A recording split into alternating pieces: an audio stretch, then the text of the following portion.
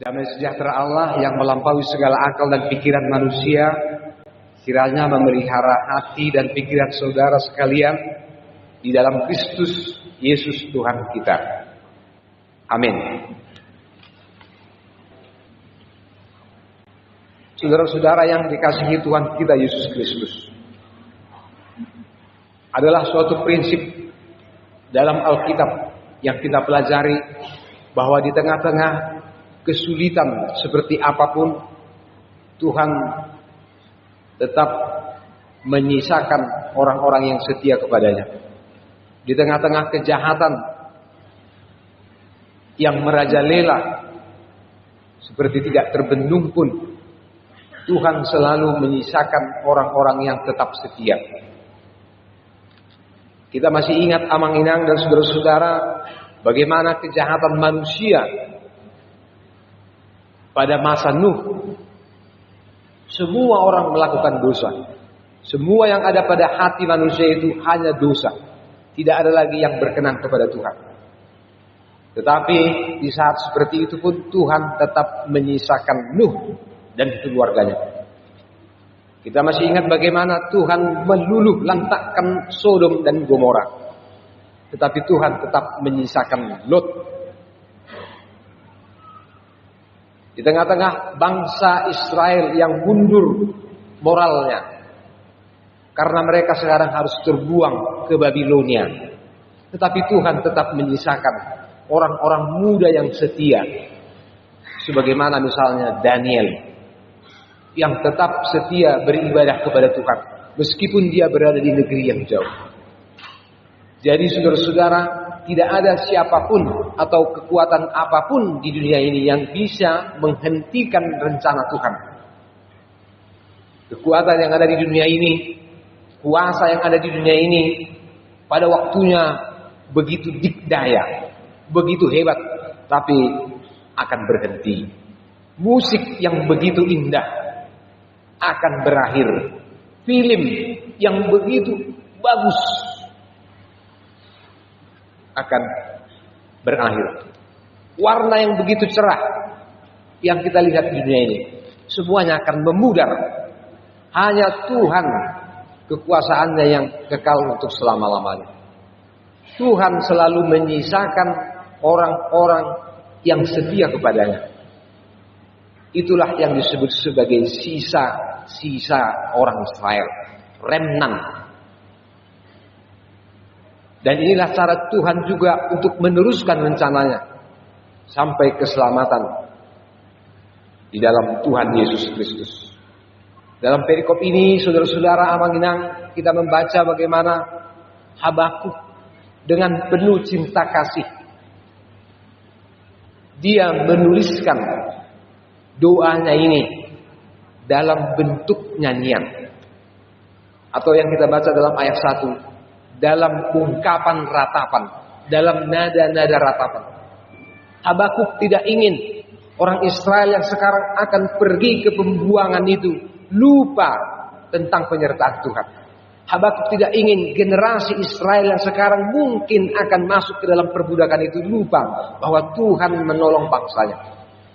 Maka dengan cinta kasih dia menuliskan ini, saudara-saudara. Ini semacam nyanyian yang dia ingin semua anak-anak Israel ingat selalu meskipun mereka berada di pembuangan. Meskipun kesulitan begitu hebat. Ini semacam peringatan kepada mereka yang akan diajarkan kepada anak-anak mereka. Meskipun mereka terbuang, tetapi mereka tidak boleh lupa Tuhan menjadi penyelamat mereka. Saudara-saudara, kita masih ingat bagaimana orang Israel, orang Yahudi maksud saya, dibunuh 6 juta orang pada tahun 1942 oleh Hitler. Tetapi dalam kesulitan seperti itu pun orang Israel bisa tetap bertahan. Karena bagi mereka ada semacam pegangan. Ada semacam yang mereka dengar dari orang tuanya, dari nenek moyangnya, yang diteruskan turun-temurun. Dan mungkin saudara-saudara, mengapa dalam bentuk nyanyian atau dalam bentuk musik? Karena memang musik adalah bahasa yang universal. Nyanyian itu gampang kita ingat. Saya sendiri mengaku, Amang Inang, kita bisa mengingat indeks atau nama-nama Alkitab itu memang dari nyanyian. Ya kan? Kita mungkin juga semua tahu ada berapa orang keluarga Nuh karena nyanyian mulai sejak kecil yang kita dengar. Waludonasi di bagas parawi. Sampai hari ini itu kita ingat. Kita memastikan keluarga Nuh itu 8 orang dari mana? Dari nyanyian itu. Ada orang buta duduk minta. Sejak kecil dia lahir, dia sudah buta dan pekerjaannya adalah dari mana kita tahu? Dari nyanyian itu. Memang kadang-kadang Amang Inang ada nada-nada, ada pitch yang mungkin lebih gampang kita ingat kalau dia berasal dari sebuah nyanyian. Sekali lagi, nyanyian itu atau musik mungkin bisa menjadi bahasa yang universal. Siapa saja kita seperti lebih mudah mengingat itu. Otak kita misalnya langsung terhubung dengan itu, dengan nada-nada tertentu yang kita ingat.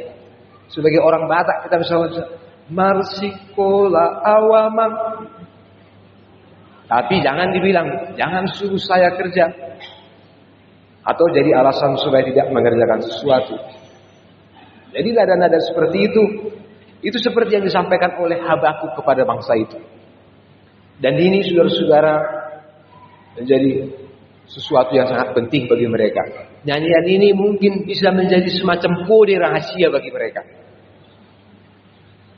Saya Amang Inang atau kita mungkin semua sudah pernah ke lubang Jepang. Iya kan? Kita sudah pernah lihat bagaimana gua itu panjangnya, lebarnya dan banyak cabang-cabangnya. Sesudah kita dengar selama ini, mungkin umur 30 tahun, umur 35 tahun baru kita bisa betul-betul masuk ke situ. Apa yang sudah kita dengar, sekarang kita lihat. Ternyata yang kita dengar itu tidak seberapa dengan kenyataan yang kita hadapi misalnya. Ada orang yang bilang, saya baru pernah naik pesawat terbang umur 30 tahun. Saya dengar selama ini. Ternyata, misalnya. Jadi di sini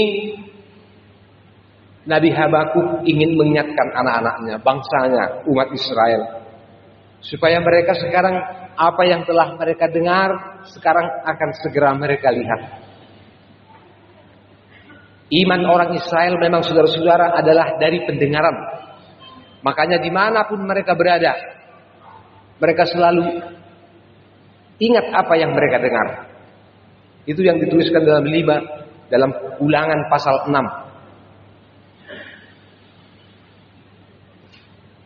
Dengarlah hai Israel, bahwa Tuhan Allah itu adalah Allah kita satu yang esa, Allah satu-satunya. Engkau harus mengasihi Tuhan Allahmu dengan segenap hatimu, dengan segenap kekuatanmu, dengan segenap kemampuanmu. Dan engkau harus mengajarkan itu kepada anak-anakmu. Waktu kau sedang berada di rumah, waktu kau sedang berjalan-jalan, waktu kau sedang akan tidur atau sudah bangun pula, itulah semuanya kesempatan bagimu. Inilah yang disebutkan oleh Habakuk dalam ayat 2 itu. Tuhan telah mendengar kabar tentang engkau. Sekarang pendengaran itu mereka saksikan. I have heard, but now I see. Aku sudah mendengar, tapi sekarang aku melihat. Ini menjadi kekuatan bagi mereka untuk melanjutkan kehidupan mereka. Ini semacam ajaran juga kepada orang tua, supaya mereka terus mewariskan nilai-nilai yang baik kepada anak-anak mereka. Dan saudara-saudara, bagi kita saat ini, tentu ajaran-ajaran yang benar yang kita terima melalui nyanyian, melalui ajaran-ajaran, itulah yang kita pegang. Dan kita kepingin terus mengajarkannya, mewariskannya kepada anak-anak kita, kepada orang-orang yang lebih muda. Dan jika mereka berdiri, mereka sudah bisa bangkit, kita pun yakin bahwa masa depan gereja ini ada. Masa depan gereja ini akan terus berjalan kalau bangkit orang-orang muda yang mau terus memperhatikan, mau terus mendengarkan firman Tuhan. Berbahagialah orang yang mau mendengar firman Tuhan dan memelihara di dalam hatinya. Saudara-saudara, ini menjadi kekuatan bagi bangsa Israel. Meskipun mereka sekarang berada dalam pembuangan, tetapi Tuhan tidak pernah meninggalkan mereka. Dalam doanya ini, saudara-saudara, Habakuk menyatakan bahwa Tuhan adalah Allah yang maha besar, yang menakutkan, yang mengerikan. Ini istilah saudara-saudara untuk menggambarkan Allah yang maha mulia. Itu yang kita baca di sini dalam ayat kelima misalnya.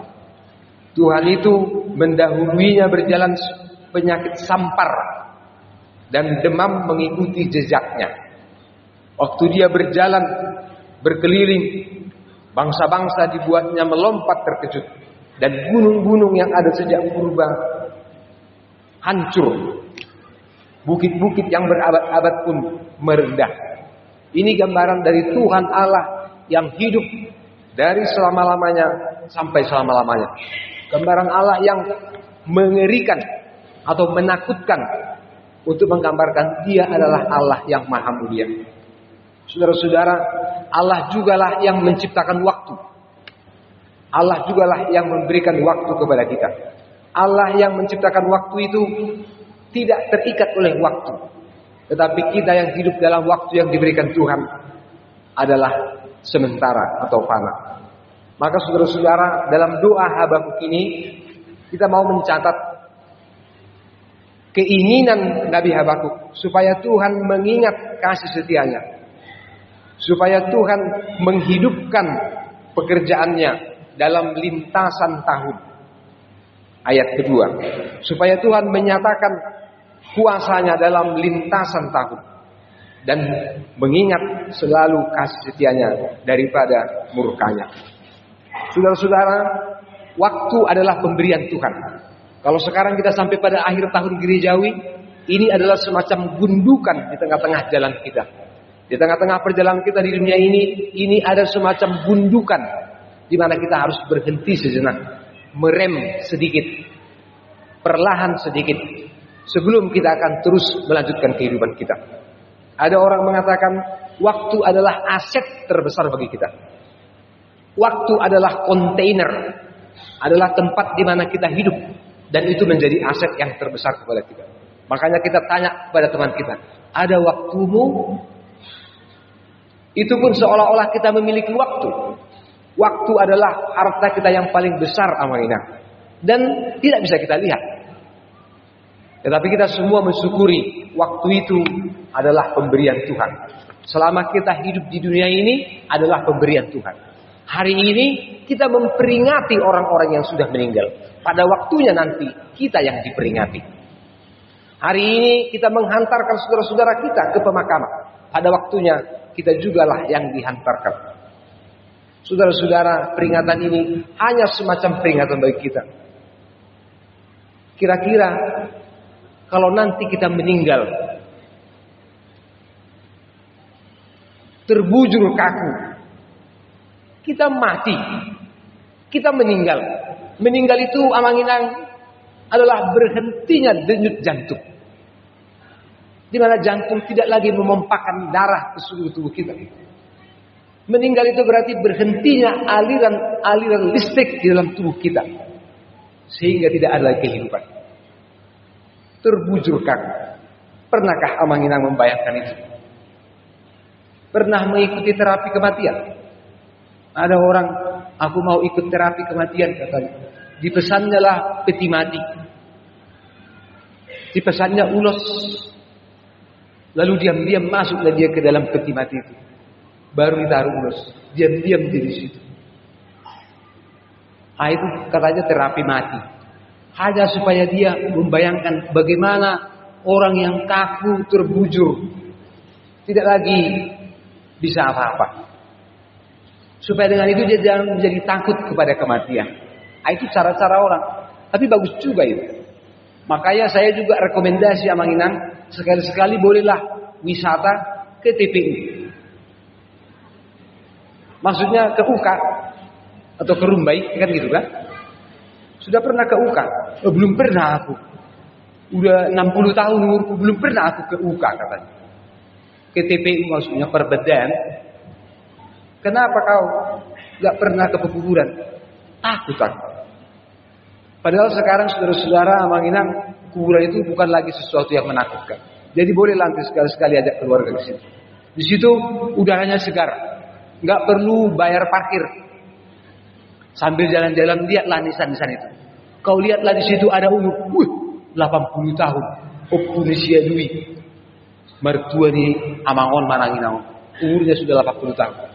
Lalu ada 70 tahun, ada 60 tahun. Tapi ada juga orang yang berumur hanya belasan tahun.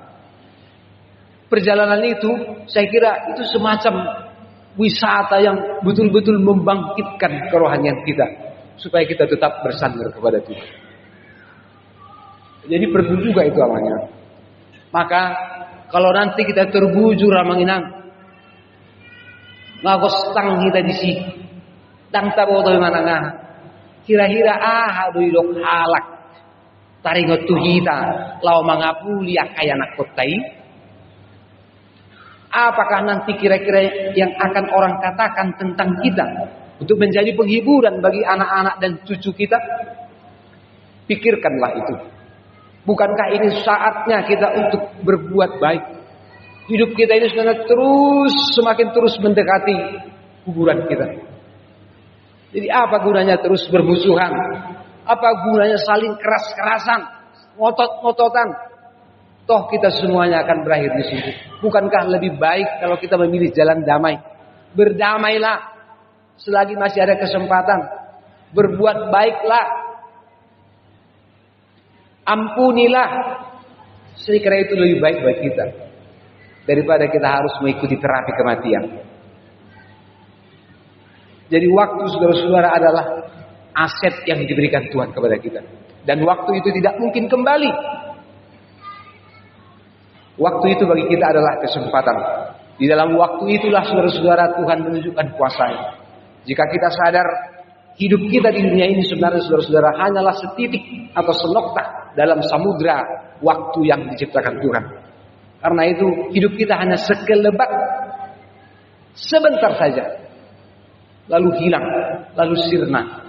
Orang-orang akan mengingat kita sebentar, anak-anak kita mengingat kita, tapi kemudian akan melupakan.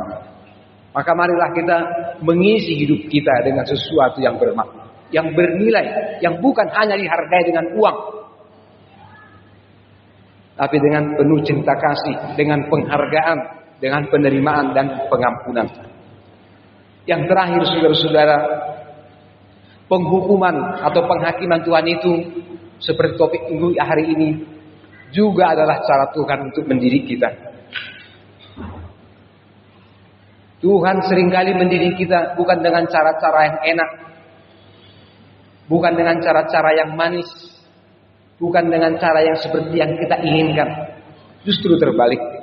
Tetapi ada keyakinan Habakuk, penghakiman itu, penghakiman atas orang Israel dan penghakiman atas semua bangsa di dunia ini. Jika orang menerimanya sebagai kesempatan untuk bertobat, untuk mengaku kesalahan, inilah yang memperbaharui hidup kita.